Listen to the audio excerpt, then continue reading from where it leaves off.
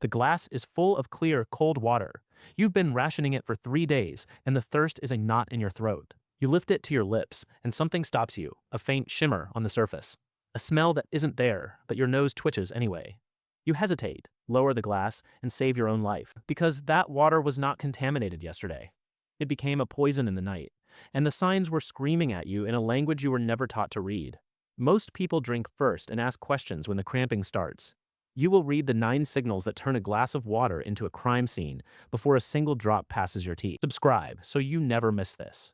Stay for sign 9, the one floating on the surface that most people fish out with a finger, never realizing it was the final warning from an ecosystem that just collapsed. The systemic lie is printed on every municipal water report. Safe. Tested. Within limits. That report was written when the pumps were running, the chlorine was flowing, and the guy at the treatment plant hadn't abandoned his post to find his family. In a grid-down scenario, your water supply is a living thing that changes hour by hour. Rain washes pesticides into your cistern. A cracked seal lets in rodent urine. A warm afternoon breeds a bacterial bloom that turns your barrel into a biohazard. Your senses are a field water quality lab that weighs nothing, requires no batteries, and is more sensitive than any test strip. You just need to calibrate them. Sign 1. The surface sheen. Oil, fuel, or bacteria. Pour the water into a clear glass.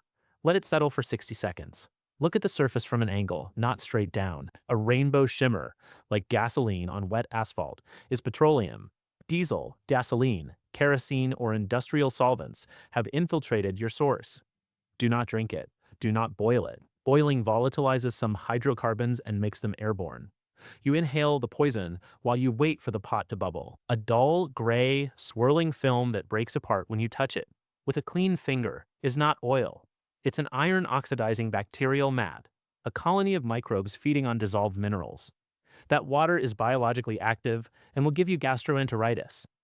A clean water surface should be invisible, not iridescent. Sign 2.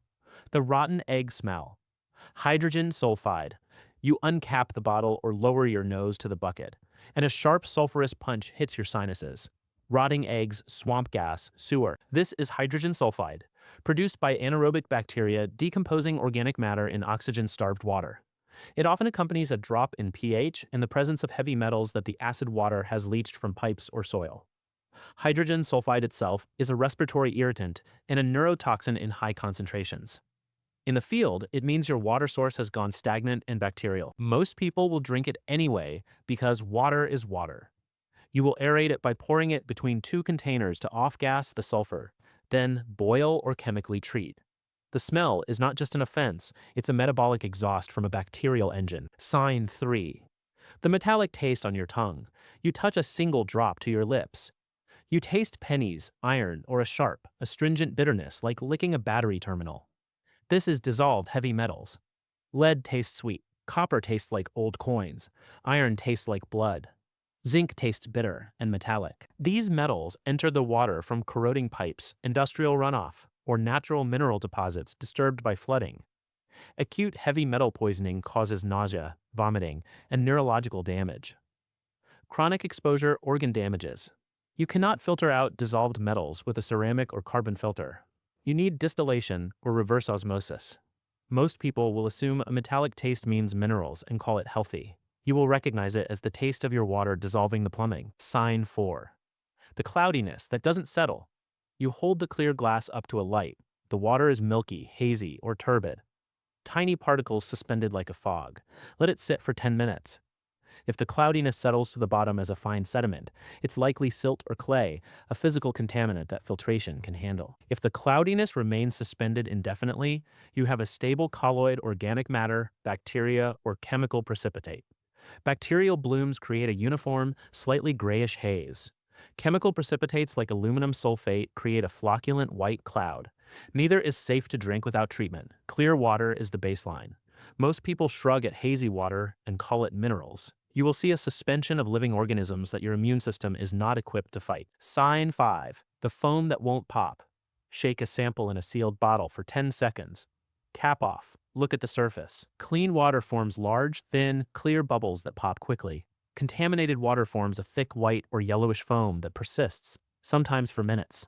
This is surfactant contamination. Detergents, soaps, industrial cleaning agents, or firefighting foam residue have entered the water. Surfactants destroy the protective mucosal lining of your gut, causing diarrhea that accelerates dehydration in a survival scenario. Do not drink it. No filter removes dissolved surfactants. Boiling concentrates them. The foam is an industrial fingerprint. Sign 6. The blue-green stain on the container. Your water storage container, the bucket, the barrel, the inside of your canteen, has developed a blue-green or black slime along the waterline.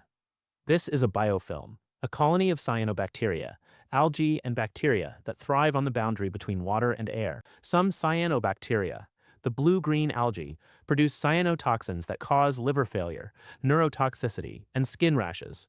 Boiling does not destroy the toxins. You must bleach scrub the container, discard the water, and start fresh. Most people see a little slime and think it's normal. It is a photosynthetic poison farm. Dry your containers completely between fillings and store them in the dark. Sign 7. The floating particulates. That weren't there yesterday. White flecks, black specks, tiny red worms, water drawn from a well or stored in a tank can suddenly sprout visible life or debris. White or gray flecks are often calcium carbonate scale, harmless but a sign your water chemistry is shifting. Black specks can be manganese oxide, rubber gasket degradation, or insect droppings. Red worms, bloodworms, are midge fly larvae that indicate stagnant, nutrient-rich water with a broken seal. Most people pick out the worm and drink anyway. You will recognize the worm as a visible tip of an invisible microbial iceberg. If macroorganisms are thriving, microorganisms are blooming. Sign 8.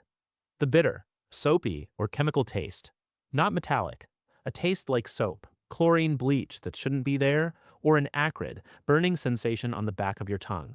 Soapy taste means alkaline contamination, high pH from lye or detergent. Bleach taste means someone over-chlorinated the source, or an industrial chlorinated solvent is present.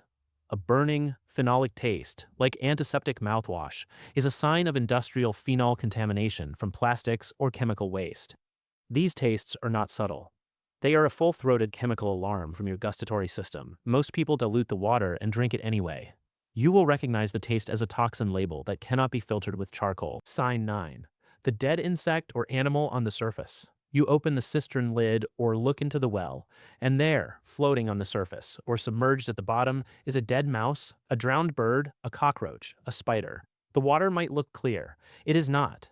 A decomposing animal leaches salmonella, leptospira, giardia cysts, and putrefactive amines into every gallon. The bacteria are motile and have already distributed throughout the entire volume. Most people remove the corpse and call it safe. You will drain the container, scrub it with a bleach solution, and start over, or boil the water for a full 10 minutes if you have no other source, knowing that some toxins are heat stable and the gamble is yours alone. Here's the reality: the water treatment plants and the bottled water commercials will never print on a label. Before chemistry, before test strips, before turbidity meters and coliform counts, the human sensory system was the original water quality laboratory. It evolved to detect the metabolic waste of bacteria, the volatile compounds of decaying flesh, the sharp ionic bite of dissolved metals that seize the nervous system. Your nose knows hydrogen sulfide, your tongue knows copper, your eye knows the rainbow slick of a petroleum spill. Most people override these senses with logic. The water is clear, so it's fine. It's just a little funny taste. I've been drinking it for days. And then the cramping starts, and the fever spikes, and the diarrhea empties their body of the very fluid they were trying to replace. You will trust your senses. You will sniff, angle, settle, shake, and taste before every single drink in a world where the water report died with the grid. Now drop a comment and tell me this. Fill a glass from your current water source, whether it's a tap, a barrel, or a bottle. Hold it up to the light. What do you see? Write it down. If you see a sheen, a fleck, a cloud, write that too. And in the next video, we are building the 3-stage water filter that turns that contaminated glass into sterile hydration using a bucket, some sand, and a crushed charcoal briquette from last night's fire. I'll see you there.